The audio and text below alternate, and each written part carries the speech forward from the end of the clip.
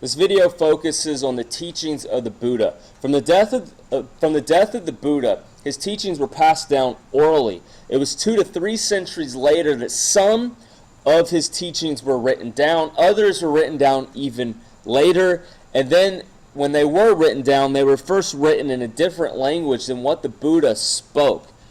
What does this tell us about the reliability of these written scriptures that are the Buddha's teachings or the Buddha's own words? That'll be a great discussion question, as well as comparing how the written record and tradition of the Bible and how it was passed down compares to the record of the Buddhist scriptures. The Buddhist teachings focus on answering 2 questions, which are, how can we minimize suffering and how can we obtain inner peace? Buddhism can be broken down or centered on 3 jewels, the core of Buddhism, which would be the Buddha, Dharma, and Sangha. The Buddha, of course, is Siddhartha, the historical Buddha who likely was a real person, but a lot of his life is legendary or myth. Dharma, which means teaching. Dharma would be the sum of all the Buddhist teachings. And then Sangha is a community of Buddhist monks or nuns that live together and practice the Buddhist teachings, live out the Dharma in community together. Does Christianity have a good parallel to these 3 jewels of Buddhism? I would say yes. We have Jesus Christ, so we're focused on his teachings. The Dharma would be the sum of Christ's teachings, which could be summarized here, right, in the Bible. And then to parallel Sangha, we have the church community of believers that meet around the Dharma, the teachings of Christ, and live them out and focus on modeling and following him. Of course, that's probably where the line gets drawn. The Buddha doesn't serve the same purpose as Christ does within Christianity. Some big distinctions there, which I think will play out as we look further into the Buddha's teachings in this video.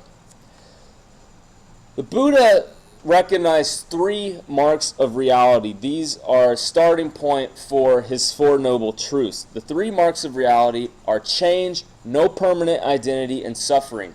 These are 3 traits that the Buddha found to be universally experienced in life, so much so that they are a mark of reality. These are something which everyone experiences and cannot be denied. The first one is change. The idea here is that everything is going through constant change. Everything is in flux. Example, all of us, from infancy until adulthood, even into late adulthood, into death, we are constantly changing. Our bodies are constantly changing. When we're young, we're just growing in size and maturity physically as well as mentally and emotionally. And then when we hit a certain point, we quit maturing and we just start to die. I guess we're always dying, but we begin to age. Even mentally, in the way we think, our thought process, the way we view the world, it's constantly changing. I know many people who have gone from Democrat to Republican, Republican to Democrat. It's just something that happens. Depending on people's experiences and who they meet and what they learn in their lives, sometimes their political views shift and change. Now, this change is difficult to recognize as it is occurring. The best way to recognize such change is to look at photographs. Think about watching older TV shows. Well, kind of cut off by my image on the top left is Saved by the Bell. When you watch Saved by the Bell, you're like, whoa! Wow, clothing styles have really changed since Saved by the Bell was on the air. And then you look at Seinfeld, very popular comedy sitcom of the 90s. And when you watch it now, you can really see the dating of it. Cartoons even go through change, believe it or not. I got the image there of Scooby-Doo and the Mystery Machine. And now Scooby isn't even an animated cartoon in the typical sense of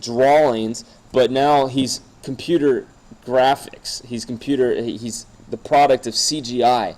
The very bottom left is the very first Land Before Time. Now I think there's like Land Before Time 12 or 15, and you compare 15 to number 1, and you can tell that the characters have definitely changed in time by the way they're drawn, by the way they speak. Even the quality of the images have changed. And so the best way to see this change is to look at photographs which capture a still moment in time. And then that photograph doesn't change. The image itself doesn't change, although the photograph would wear out. Especially if you watch old VHS or something like that, you can definitely tell a difference in quality of how it's aged itself. With this change, the Buddha says it's not just individuals, but it's everything. All things in the universe are going through change, and to help explain this change and to begin to embrace it so it's not so painful for us, the Buddha said the universe is like a kaleidoscope. Patterns change, old patterns disappear, new ones are born, and the idea is that we need to embrace this and see that they're all interesting. It's when we hold on to what we've known for so long and not let the new come in that we experience suffering. So recognizing that all things are constantly changing is the first step, the Buddha would say, to overcoming suffering, which is one of the elements of reality. Speaking of this change, the Buddha said the wise person expects change, accepts it, and even savors it. The wise person might also reflect that just as pleasures do not last forever, neither do sorrows. This makes me think of the song by the Byrds, which the chorus says, to every season, turn, turn, turn. Some of you may be familiar with this Byrds song. Some of you may be familiar with Ecclesiastes 3. It's something I would suggest you do. Type up the Byrds to every season and see what the lyrics are to that, and you'll find that the Byrds just shoplifted Ecclesiastes 3. So this concept of to every season turns, that things are changing, can be found within the Bible. However, is it just similarities or are there differences to this? And considering if you do see some similarities between Ecclesiastes 3 and what the Buddha is teaching, could that be a starting point of conversation with the Buddhists? Say, oh, you recognize all things are in change, so do Christians. However, are there any differences between the Buddha's view of change and what God's Word teaches about change in our day-to-day lives? That would be a good discussion question there. Second mark of reality, no permanent identity. The Buddha taught that nothing has a permanent identity. Because everything is changing, and the parts of each thing are also constantly changing, it means that there is no fixed identity of anything. How does this compare to Hinduism? Buddhism branched off, split away from Hinduism. The Buddha grew up in India and had Hindu influence, but then he split from Hinduism to form this new religion, which is called Buddhism. So how does this teaching compare to Hinduism? For people, the Buddha said there is no permanent soul or no self. Hinduism, of course, taught that there was a soul, which is referred to as Atman, or Atman would be the divine essence within the individual. And of course, the soul isn't called Atman within Hinduism, it's called Jiva. But again, the Atman would be the permanent divine self, the divine within oneself, which is permanent. And Buddha then rejected this teaching. Anatman would be the Buddha's teaching on that subject. Speaking about permanent identity, just to help us understand this again, going back from when I was in high school, I graduated in 2000, till now, 2013, a lot about me has changed. My organs are quite different. My body parts are a lot different. They're getting flabbier. I actually feel it a lot more when I play basketball and contact sports like rugby. I actually feel a lot more pain. And my instincts have changed slightly. In high school, I would just jump off any cliff into water, and now I'm like, I get a little bit more scared. Hate to admit that, but my instincts have changed. Even my memories have changed. From high school, I probably would remember, like my senior year, I remember my freshman year quite differently than I would when I was a senior in high school compared to how I would now. So even my memories are changing, my ideas are changing, my hopes and dreams have changed. You could even say I seem to be a different person now. It's where we sometimes say if a person hasn't changed, we go, oh man, that's really sad. That person hasn't changed since high school. We typically view it as a negative thing. But the Buddha took this and said, because we're always changing, we don't even have a permanent identity. According to Buddhism, I am not me because of my soul, just as a car is not a car because it has a car soul. Names and things that we use to define something that which we tend to look at as being an identity, something which is fixed. For instance, my name Andy is just a social convention. It's a label that makes it easier to explain all the many parts that constitute this one thing. So instead of looking at the car and saying, oh, well, those are my 4 tires and 4 wheels and 4 this and those are my spark plugs and those are my windows and those are my doors, you would just say that's my car. So it's social conventions that give us this impression of a permanent identity. There is no technically me, you, it, or car. All of these are just labels to describe the many parts, according to the Buddha's thoughts. The third mark of reality is suffering. It's a common, everyday experience for all of us, from the mundane, simple headache to, man, I got to go to work again, to just frustrations, to the most extreme things such as death, sickness, flood, fire, famine, war, earthquakes.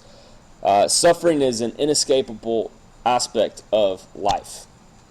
This is expressed in many different places in many different ways, but the Buddha just put it as something which we all will experience. So that's what I mean by no one can escape it. Everyone will experience it. He would say to live means to experience sorrow and dissatisfaction. Why would someone want to live with these marks of realities? And is there any truth to these views? Those would be some great discussion questions. But based on these 3 marks of reality, the Buddha approached them as a doctor. He looked for a way to overcome the problem. Just as a doctor would analyze a patient, the Buddha analyzed these marks of reality and then sought to find a way to overcome them. The way to overcome these marks of reality, namely suffering, is the 4 noble truths. Before we get into those, I think this would be a good discussion question coming off suffering. What's the Christian view of suffering? These are some great verses to give you a starting point to know what the Bible says about suffering, its origins, and how suffering can be overcome. Of course, Romans 6:23, for instance, clearly says that salvation comes to us through Christ. The Buddha, however, says the answer lies within ourselves. The 4 noble truths, then. The first one is life is suffering. We've already mentioned that because it's one of the marks of reality.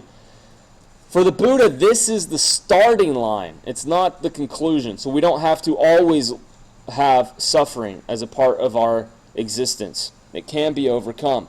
To overcome it, we first need to know what the root of suffering is. It's not fashion design labels, although it may cause some of us to suffer. It's not, oh man, I really want to eat that, and obviously this can cause suffering, especially for those of us that may be on a diet.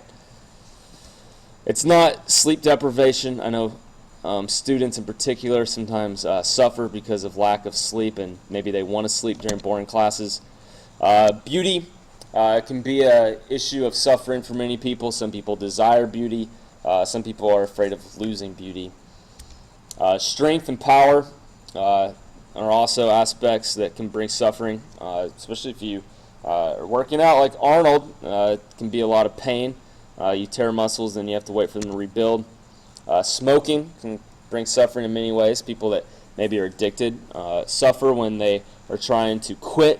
They go through withdrawals, and if they don't resist the urge, or they don't resist the urge, they just give into it and keep smoking, well, it will lead to suffering, likely through cancer.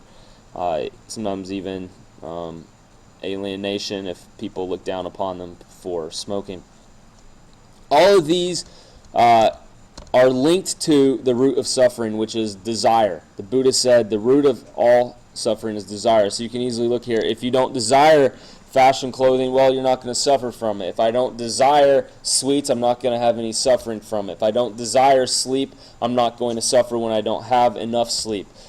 Beauty, if you don't desire beauty, you're not going to worry if you have it or are losing it. Strength and power and some of the things that we idolize, especially in American culture. If you don't desire such things, you're not going to suffer from lack or want of them. Smoking, if you don't desire to smoke, you're not going to have any suffering related to it.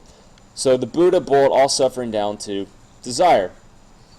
The third noble truth says that there is an end to suffering. It's simple. If desire is the root cause of suffering, if you end desire, you end suffering. Suffering can be viewed as the doorway into deeper insight. The Buddha said, I cannot change the outside world, but I can change myself in the way I experience the world. Question, will ending desire end suffering? Can you give some examples for both yes and no? So give some ways in which if you end desire, you do end suffering, but are there some ways in which if you end desire, you still end up suffering? That would be something I would point to for a Buddhist to try to answer some of those no scenarios where you'll still experience suffering even if you end desire. It is commonly interpreted as a recommendation that everyone accept peacefully whatever occurs, aiming less for happiness and more for inner peace. What's your thoughts on this view of noble truth number 3? I think that would be a great discussion question. Is this problematic for us to embrace life in such a way? I cannot change the outside world, but I can change myself in the way I experience the world. What's your thoughts on this idea? Do you believe this is true or not? Can it be helpful in any way? The fourth noble truth is nirvana. Nirvana is the state of existence when someone has escaped all pain and suffering. The fourth noble truth, simply stated, is that you can end suffering, and that is through following the Eightfold Path. And when a person follows the Eightfold Path, they reach nirvana. The next video I make on Buddhism will address the Eightfold Path and how obtaining nirvana is sought by different branches of Buddhism.